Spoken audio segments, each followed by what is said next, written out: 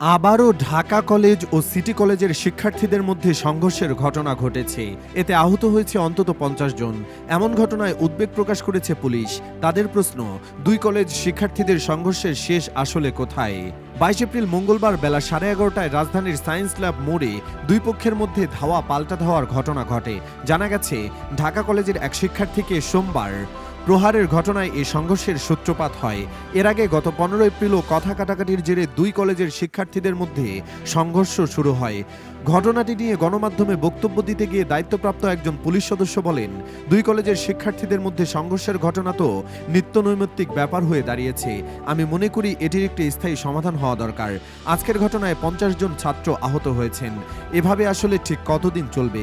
তিনি আরও বলেন, দরকার হলে উপরের মহলে কথা বলে এই বিষয়টির একটি সমাধান করতে হবে। নয়তো কখন যে কার ক্ষতি হয়ে যাবে, কখন যে কার প্রাণ ঝরে যাবে তার কোনো নিশ্চয়তা নেই।